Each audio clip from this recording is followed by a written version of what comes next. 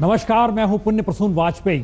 दस्तक में बात या शुरुआत, राष्ट्रपति पद के लिए वोट पड़ चुके हैं। उपराष्ट्रपति पद पर कौन कौन आमने सामने होंगे, नाम का ऐलान हो गया है। वेंकैया नायडू गोपाल कृष्ण गांधी के खिलाफ 5 तारीख को वहां वोटिंग होगी और 5 को ही ऐलान भी हो जाएगा। तो यहां वोट पड़ गए, वहां नाम का ऐलान हो गया। और इन सब के साथ अब यह सवाल है, मंत्रिमंडल विस्तार का वक्त क्या करीब आ गया है। देश को एक रक्षा मंत्री चाहिए, सूचना प्रसारण मंत्रालय और शहरी विकास मंत्रालय वेंकैया नायडू के पास है।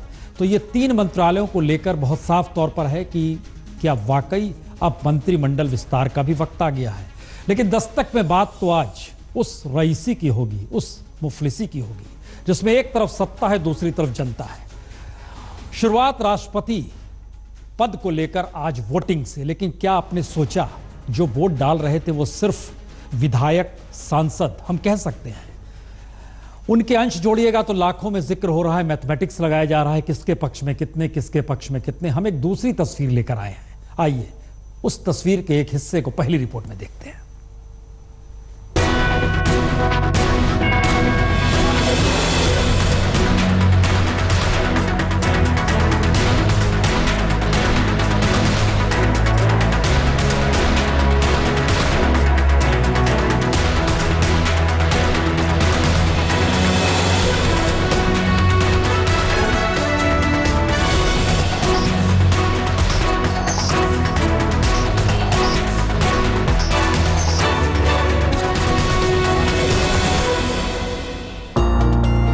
तो राष्ट्रपति पद के लिए देश भर के सांसदों और विधायकों ने वोट डाल दिए और वोट डालने वाले जनता के ही नुमाइंदे हैं। तो फिर देश का राष्ट्रपति जो भी हो, रामनाथ कोविंद या मीरा कुमार, 3 दिन बाद यानी 20 जुलाई को पता चल ही जाएगा। लेकिन अगर कोई यह कहे जिन्होंने वोट डाला उनमें 75% करोड़पति हैं और 33% दागी, तो आप क्या कहेंगे? जी, एसोसिएशन फॉर डेमोक्रेटिक राइट ने देश के तमाम सांसदों और विधायकों के चुनाव लड़ते वक्त दिए गए एफिडेविट को जांचा परखा तो सच यही उभरा। देश में चाहे 75 करोड़ लोग 20 रुपए रोज पर जीते हो, लेकिन संसद और विधानसभा में जनता ने जिन्हें चुनकर भेजा है उनमें 75% करोड़पति हैं। यानी 4,852 नुमाइंदों में से 3,460 नुमाइंदे करोड़पति हैं। लोकसभा के 543 सांसदों में 445 सांसद करोड़पति हैं। राज्यसभा के 231 सदस्यों में 194 सदस्य करोड़पति हैं। देश भर के 4,078 विधायकों में से 2,825 विधायक करोड़पति हैं। तो ये सवाल किसी के भी जहन में आ सकता है, तो फिर जनता से सरोकार कैसे सांसदों विधायकों के होते होंगे? क्योंकि जरूरतें जब अलग अलग हैं, जीने के तौर तरीके ही अलग अलग हैं, तो फिर आम जनता से जुड़ाव होता कैसे होगा? लेकिन यह तो एक सवाल है। एक दूसरा सवाल यह भी है, अगर सांसद विधायक दागी हैं और वह भी राष्ट्रपति पद के उम्मीदवार के लिए वोट डाल ही रहे हैं, तो फिर इसके भी मतलब क्या है? जी, ये अगला सवाल है। क्योंकि चुनाव जब देश के सर्वोच्च संवैधानिक पद के लिए हो रहा है, तो फिर करोड़पति नुमाइंदों के बीच दागी नुमाइंदों के वोट को कैसे देखा जाए? क्योंकि वोट डालने वालों में 33% नुमाइंदे यानी 4,852 वोटरों में से 1,581 वोटर दागी हैं, जो सांसद और विधायक हैं। क्योंकि लोकसभा के 543 सांसदों में 184 सांसद दागी हैं। राज्यसभा के 231 सदस्यों में से 44 सदस्य दागी हैं। देश भर के 4,078 विधायकों में 1,353 विधायक दागी हैं। तो जेल से निकलकर पुलिस सुरक्षा के बीच राष्ट्रपति पद के लिए वोट डालने की तस्वीर भी आज देश ने देखी और लंबी लंबी गाड़ियों के साथ वोट डालने पहुंचे वोटरों को भी देश ने देखा। और राष्ट्रपति पद को लेकर सहमति होनी चाहिए, इसे लेकर बीते कई दिनों से बहस लगातार हो रही है, समूचा देश सुन भी रहा है। लेकिन किसी ने इस पर सहमति क्यों नहीं जताई कि दागियों को पार्टियां टिकट न दे और दागी ही अगर राष्ट्रपति पद के उम्मीदवार पर वोट डालेंगे तो फिर मैसेज जाएगा क्या? शायद किसी ने नहीं सोचा। मैसेज तो यही जा रहा है कि सत्ता की रईसी हो चली है, जनता मुफलिसी में है। हम रिपोर्ट दर रिपोर्ट इसका जिक्र कर रहे हैं, लेकिन आइए जरा परखने की कोशिश की जाए, क्योंकि कल ही प्रधानमंत्री ने सर्वदलीय बैठक में जिक्र किया दागियों से राजनीतिक दल खुद को दूर रखे। तो पहली उंगली कहां उठाई जाए और आखिरी उंगली कहां उठाई जाए, इन सवालों के बीच इस रिपोर्ट को देखिए। देश भर में बीजेपी के कुल नुमाइंदों की तादाद 1,675 है, जिसमें 523 दागी हैं। कांग्रेस के कुल 945 नुमाइंदों में 248 दागी हैं। टीएमसी के कुल 257 में 74 दागी हैं। सीपीएम के कुल 154 नुमाइंदों में 74 दागी हैं। आरजेडी के 87 में से 51 दागी हैं। जेडीयू के 81 में से 41 दागी हैं। समाजवादी पार्टी के 72 में से 19 दागी हैं। बीएसपी के 36 में से 9 दागी हैं। एनसीपी के 61 में से 26 दागी हैं। शिवसेना के 82 में से 64 दागी हैं और आम आदमी पार्टी के 90 में से 26 विधायक सांसद दागी हैं। तो इसका मतलब निकाला क्या जाए? क्या दागियों की तादाद कमोवेश हर राजनीतिक दल को कटघरे में खड़ा कर रही है? एडीआर की रिपोर्ट तो यही कहती है, राजनीतिक दल कोई भी हो, दागियों से कोई अछूता नहीं। और कल ही प्रधानमंत्री ने सर्वदलीय बैठक में तमाम विपक्षी दलों से कहा, दागियों से हर राजनीतिक दल दूरी बनाए। इतना ही नहीं, सर्वदलीय बैठक में पीएम ने यह भरोसा भी जताया कि जल्द ही दागी नेताओं के खिलाफ जांच शुरू की जाएगी। भ्रष्टाचारियों के ऊपर जो कानूनन कार्रवाई हो रहे हैं उसको आगे बढ़ाने का और इस भ्रष्टाचार को समाप्त करने का एक संघर्ष करने के लिए उन्होंने सभी पार्टियों को आह्वान दिया। तो कल पीएम ने तो ये कहा, और ऐसे में देश में कितने कहां दागी हैं इसे जानने से पहले एक बार याद कर लीजिए 3 बरस पहले प्रधानमंत्री ने दागियों को लेकर क्या कहा था।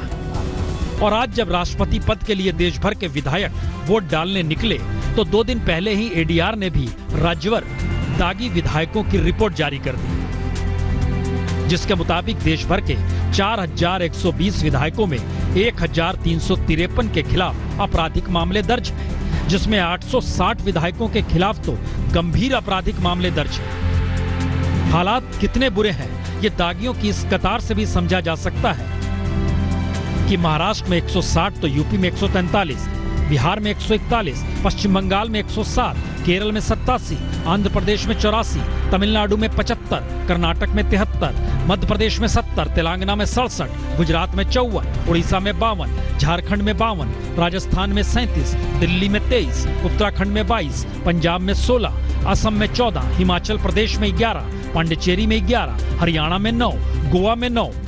यानी कोई राज्य ही नहीं बचता जहां कोई दागी ना हो। और जब दागियों से दूरी बनाने की बात हो ही रही है तो समझना यह भी होगा, देश की दोनों सबसे बड़ी पार्टी को ही पहले मिलकर निर्णय लेना होगा। बीजेपी के दागी सांसद विधायकों की तादाद 523 है और कांग्रेस के दागी सांसद विधायकों की तादाद 248 है और सभी ने राष्ट्रपति पद के लिए आज वोट भी डाला है। यानी राजनीतिक सत्ता कौन सी लकीर देश में खींच रही है उसकी एक तस्वीर मात्र है। कह सकते हैं हिंदुस्तान का लोकतंत्र मजबूत हो रहा है। बार बार इस बात का जिक्र होता है कि इस लोकतांत्रिक परिस्थितियों में भारत दुनिया में ऊंचाइयां छू रहा है। हम आपको एक वाकया याद दिलाते हैं। ये वाकया दरअसल पहले राष्ट्रपति को लेकर है। भीष्म नारायण सिंह उस वक्त युवा थे, बाद में वो मंत्री भी बने, इंदिरा गांधी के मंत्रिमंडल में राज्यपाल भी बने। आज हमने उनसे पूछा, आप जब मुलाकात करने गए थे तो ऐसी कौन सी खास बात आप देखते थे कि राष्ट्रपति राजेंद्र प्रसाद बहुत सादगी भरे थे? उन्होंने बताया कि दरअसल उनके यहाँ जब मिलने गए तो उनके यहाँ जो देखने वाली महिला थी, उन्होंने बोला कि चादर फट गई है, आप किसी तरीके से इनसे आग्रह कीजिए कि ये चादर को बदलवा लें, खादी की चादर बिछती है उसको बदलवा लें। क्या कहा राजेंद्र प्रसाद ने राष्ट्रपति के तौर पर भीष्म नारायण सिंह जी से, जरा सुनिए।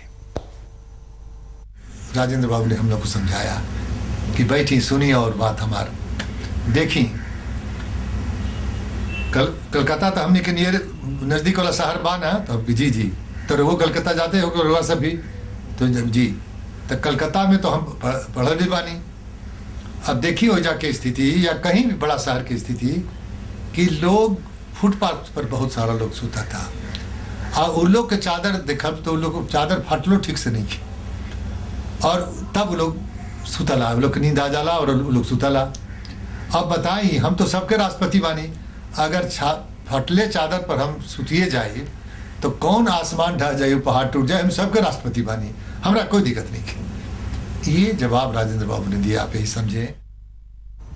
पता नहीं बहुतेरे किस्से हैं आपके दौर में, लगेगा ये सब तो आसमानी बातें हैं, रोमानी बातें हैं, सपनों में सुना जा सकता है, हकीकत कहाँ। यकीनन हकीकत क्या है, हम आपको लिए चलते हैं गांव दर गांव, और उसमें संयोग से राष्ट्रपति पद के उम्मीदवार रामनाथ कोविंद का भी उसमें गांव है। जरा देख लीजिए स्वच्छता मिशन पर कितना खर्चा हो गया, लेकिन गांव दर गांव हालत क्या है।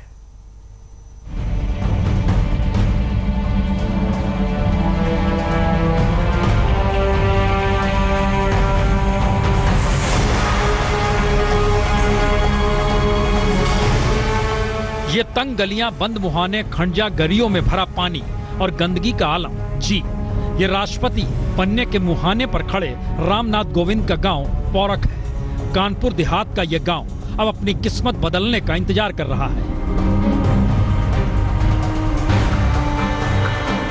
जो गांव में थोड़ी बहुत जो भी तरक्की हुई, उसकी एक वजह रामनाथ कोविंद ही है। यानी आसपास के गांव पौरख से भी बेहाल हालत में है। लेकिन सवाल अब तो पौरख गांव का है, जो राष्ट्रपति के गांव के रूप में दुनिया के मानचित्र पर सुर्खियां बटोरने को तैयार है।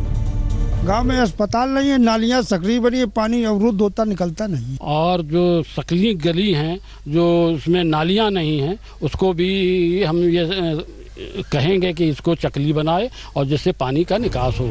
दरअसल गांव की शुरुआत में ऊंची जाति के लोगों का घर जो ठीक ठाक हालत में, लेकिन गांव के भीतर घुसते जाइए और दलित और मुस्लिम बस्तियों में पहुंचते ही गांव की दुर्दशा सतह पर आ जाती है।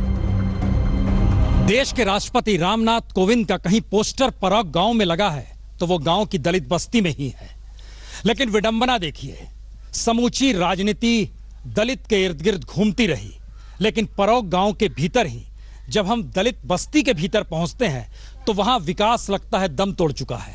ना सड़क, ना किसी तरह की कोई मजबूती, ना घर पक्के, ना कोई ऐसा साधन जिससे कोई रोजगार मिले। हालात कितने बदतर ये अगर पौरख गांव के भीतर दलित बस्ती में ही नजर आए तो फिर इसे विडंबना कहें या इस देश का सच। नालियों से पानी निकलता है, पानी कहीं भी जमा हो जाता है, शौचालयों की स्थिति बद से बदतर है। और हमने जब यहाँ के लोगों से प्रधानमंत्री के स्वच्छता अभियान की बात की तो ज्यादातर ने अभियान का नाम सुना ही नहीं।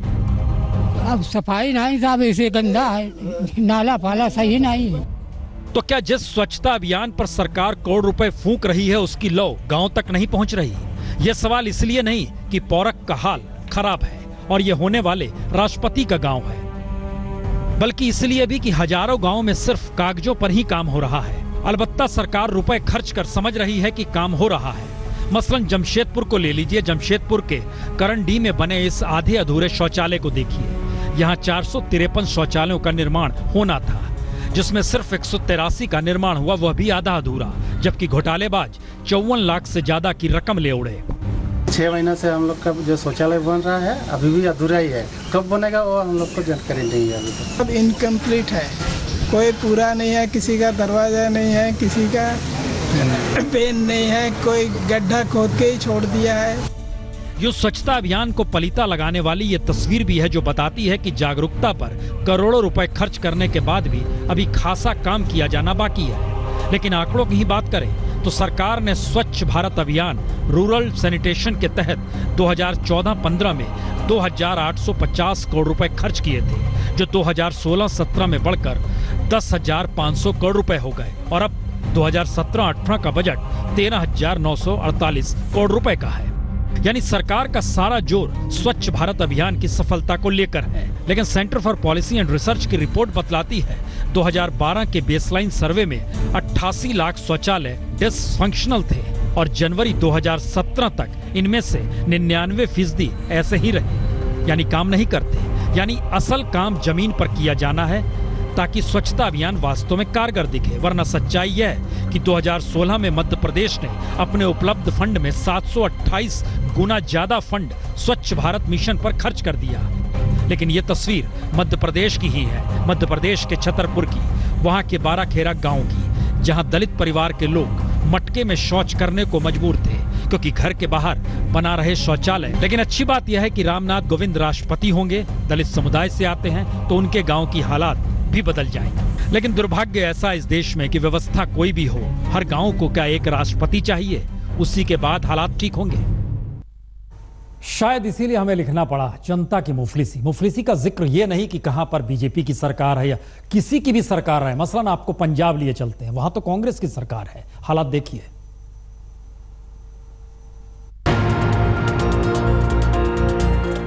सुखचैन सिंह, कौर सिंह, शमशेर सिंह, गुरप्रीत सिंह, जगजीर सिंह, जगराज सिंह, जोगिंदर सिंह, परमजीत सिंह, भोला सिंह, परमिंदर सिंह। जी 19 जून को किसानों की कर्ज माफी की घोषणा के बाद पंजाब के सबसे छोटे जिले बरनाला के 10 किसानों ने खुदकुशी कर ली और ये उन्हीं के नाम है। और 10वां नाम आज परमिंदर सिंह ने कीटनाशक दवा निकलकर जीवन लीला खत्म कर ली तो उनका भी नाम चस्पा हो गया। जिस 7 एकड़ ठेके की जमीन उन्होंने ली थी, वो खेती कर रहे थे, उसकी फसल बर्बाद हो गई थी।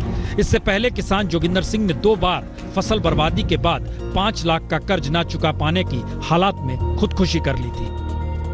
कर्जा साडे सिर वध चढ़ गया, पैली साडे कोल छोड़ी जी, पैली 2 बारी साडी घर मर गई जी। तो कैप्टन अमरिंदर सिंह किसानों की खुदकुशी के मुद्दे को उठाते हुए सत्ता में आए। बीते महीने 19 जून को सरकारी खजाने पर भारी बोझ पड़ने के बावजूद कर्ज माफ करने का ऐलान कर अमरिंदर सिंह ने जताना चाहा कि वह किसानों के सबसे बड़े हितैषी हैं। लेकिन पंजाब में हालात लगातार बद से बदतर हैं। अमरिंदर सिंह आलम यह है कि कैप्टन को शपथ लिए हुए 120 दिन पूरे हो गए और शपथ लेने के बाद आज तक 130 से ज्यादा किसानों ने खुदकुशी कर ली और कर्ज माफी का ऐलान कर वाहवाही बटोरी। लेकिन उस ऐलान के बाद भी 50 किसान खुदकुशी कर चुके हैं। पंजाब में सरकार द्वारा किसानों की कर्ज माफी किए जाने के बाद भी जिस तरीके से लगातार किसान खुदकुशी किए जा रहे हैं, उससे लग ऐसा रहा है कि इस योजना का किसानों को जमीनी स्तर पर कोई फायदा मिल नहीं रहा है। तो सत्ता बदल नहीं है, मुश्किल तो इससे आगे की है। सवाल है इन सब के बीच समूची राजनीति तो सत्ता के लिए, और सत्ता की हनक का मतलब क्या होता है, जरा इस रिपोर्ट को देखिए। यह बेंगलोर सेंट्रल जेल की डीआईजी प्रिजन डी रूपा का ट्रांसफर लेटर है। कर्नाटक सरकार की अधिसूचना कहती है उन्हें तत्काल प्रभाव से ट्रैफिक एंड रोड सेफ्टी विभाग में भेजा जा रहा है। जी, ये वही डी रूपा है जिन्होंने बीते गुरुवार को अपनी रिपोर्ट में ये कहते हुए सनसनी फैला दी कि बेंगलोर सेंट्रल जेल में बंद एआईडीएमके की प्रमुख शशिकला को जेल में वीआईपी ट्रीटमेंट मिल रहा है, जिसके लिए उन्होंने अधिकारियों को 2 करोड़ रुपए घूस दिए हैं। विवाद के बावजूद डी रूपा अपनी बात से डिगी नहीं, लेकिन जिस ईमानदारी से डी रूपा ने सवाल उठाया, उस सवाल का जांच में जवाब मिलता उससे पहले ही ट्रांसफर की सजा उन्हें सुना दी गई। और संयोग देखिए, डी रूपा के ट्रांसफर पर बीजेपी नेता जिस तरह सवाल उठा रहे हैं, वो चंद दिन पहले ही यूपी में बुलंदशहर के सयाना में तैनात डीसीपी श्रेष्ठा ठाकुर के ट्रांसफर पर खामोश है, या कहीं बीजेपी नेताओं के इशारे पर ही उनका ट्रांसफर हुआ, वो चुप है। वो जाता था उसमें जिम करने के लिए। जिम में बिना हेलमेट जाएगा? नहीं, मैं कह तो रही हूँ। तो यहाँ डीएसपी श्रेष्ठा ठाकुर का कसूर इतना कि उन्होंने बिना हेलमेट पहने व्यक्ति का चालान काटा और संयोग से वो व्यक्ति बीजेपी का नेता निकला। कचहरी के आगे बीजेपी नेताओं से झड़प हुई और डीसीपी श्रेष्ठा ये कहने से नहीं हिचकिचाई, किसी को ऐतराज है तो सीएम साहब से लिखवा कर ले आए।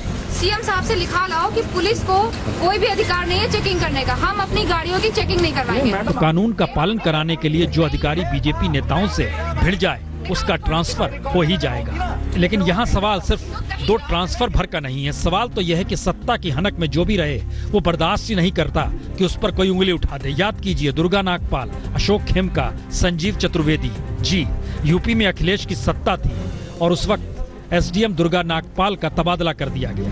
फिर करप्शन का सवाल हरियाणा में अशोक खेमका ने उठाया तो कांग्रेस की सरकार थी, उसने ट्रांसफर कर दिया।